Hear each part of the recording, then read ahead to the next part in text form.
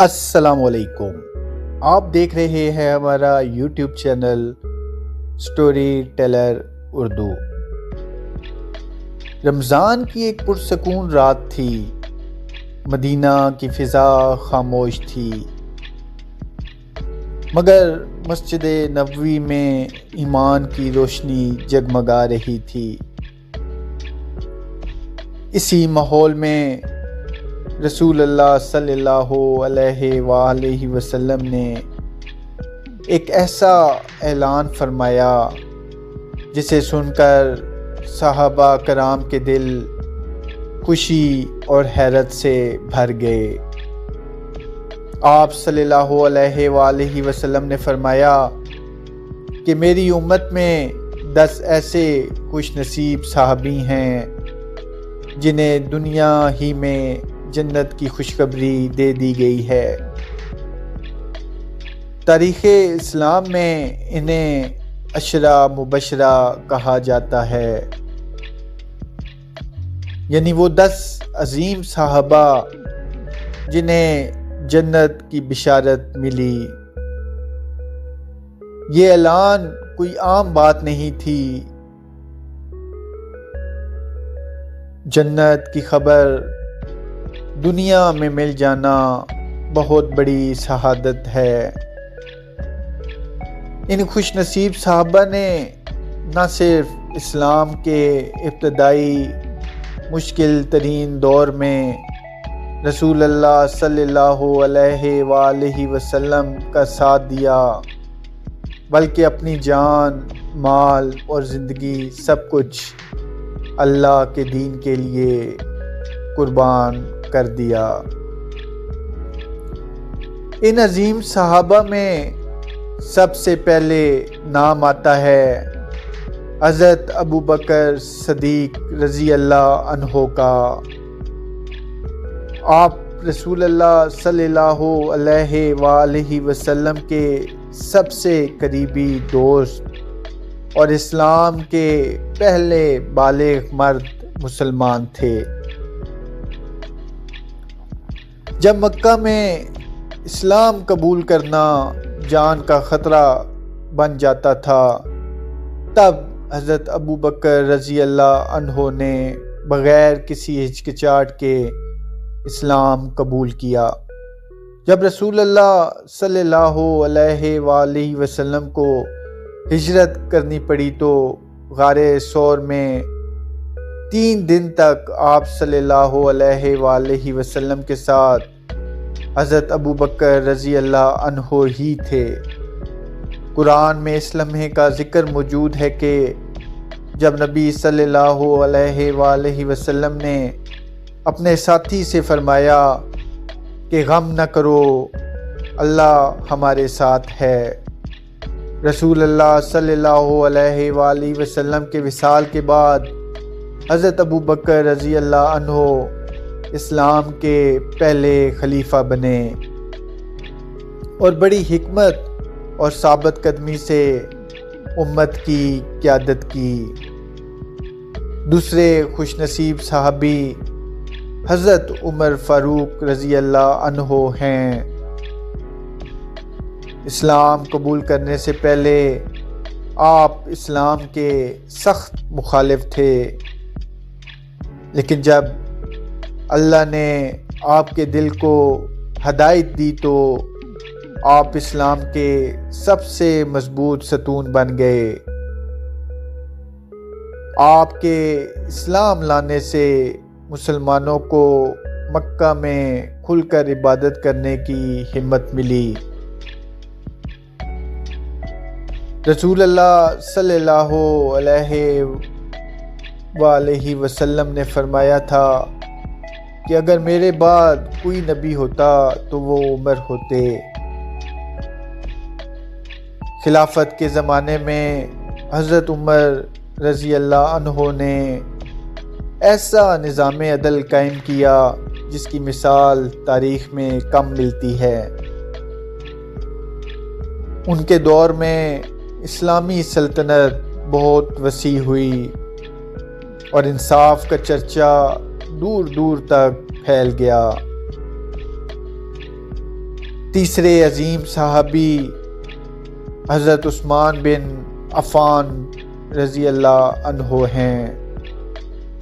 آپ انتہائی نرم دل، سخی اور حیادار انسان تھے۔ رسول اللہ صلی اللہ علیہ وآلہ وسلم نے فرمایا تھا کہ عثمان سے فرشتے بھی حیا کرتے ہیں۔ آپ وہ واحد صحابی ہیں جنہوں نے رسول اللہ صلی اللہ علیہ وآلہ وسلم کی 2 بیٹیوں سے نکاح کیا، اسی لیے آپ کو ذو النورین کہا جاتا ہے، یعنی 2 نوروں والا۔ جب مدینہ میں پانی کی کمی تھی تو حضرت عثمان رضی اللہ عنہ نے اپنا مال خرچ کر کے مسلمانوں کے لیے کنواں خرید لیا۔ خلافت کے زمانے میں آپ نے قرآن مجید کو ایک رسم الخط میں جمع کروا کر پوری امت تک پہنچایا۔ چوتھے عظیم صحابی حضرت علی بن ابی طالب رضی اللہ عنہ ہیں۔ آپ رسول اللہ صلی اللہ علیہ وآلہ وسلم کے چچا زاد بھائی اور داماد تھے۔ آپ بچپن ہی میں اسلام قبول کرنے والوں میں شامل تھے۔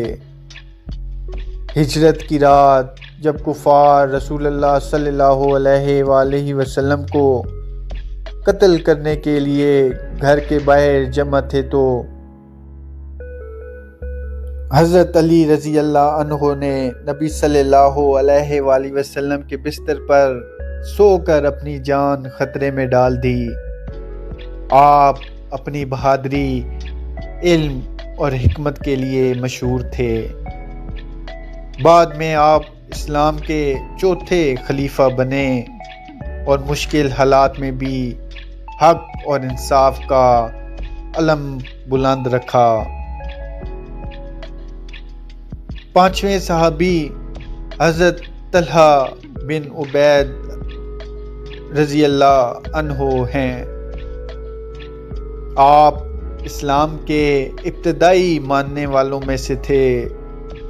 جنگ احد کے دن جب دشمنوں نے رسول اللہ صلی اللہ علیہ وآلہ وسلم پر شدید حملہ کیا تو حضرت طلحہ رضی اللہ عنہ نے اپنے جسم کو ڈھال بنا لیا۔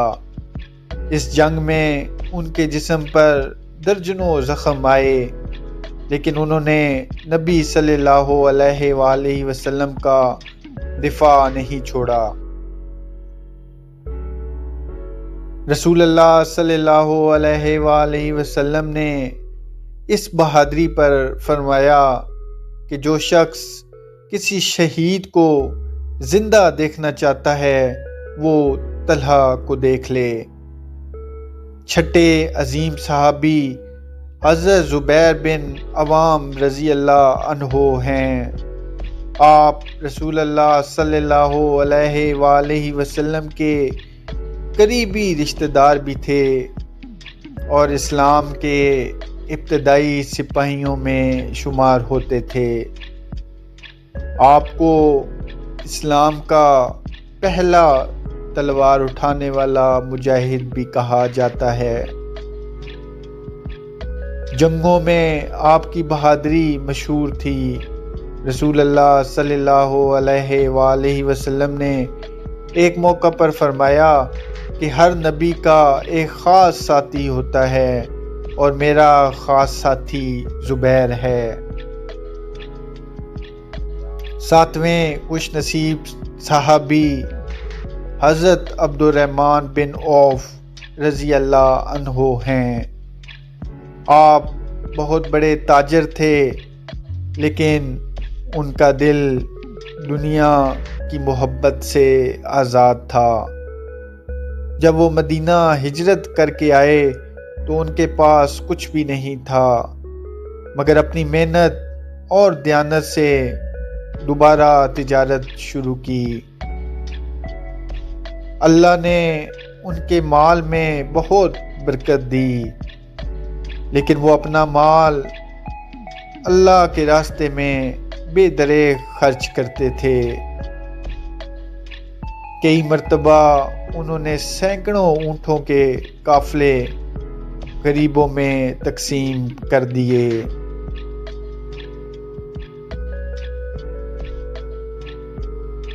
آٹھویں صحابی حضرت سعد بن ابی وقاص رضی اللہ عنہ ہیں۔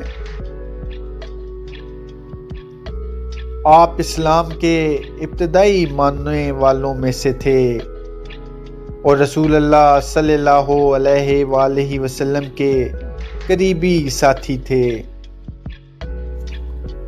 تاریخ میں ذکر ملتا ہے کہ اسلام میں سب سے پہلے تیر چلانے والے مجاہد حضرت سعد رضی اللہ عنہ تھے۔ جنگ قادسیہ میں انہوں نے اسلامی لشکر کی قیادت کی اور فارس کی عظیم سلطنت کو شکست دی۔ رسول اللہ صلی اللہ علیہ وآلہ وسلم نے ان کے لیے دعا بھی فرمائی تھی کہ اے اللہ سعد کی دعا کو قبول فرما۔ نویں عظیم صحابی حضرت سعید بن زید رضی اللہ عنہ ہیں۔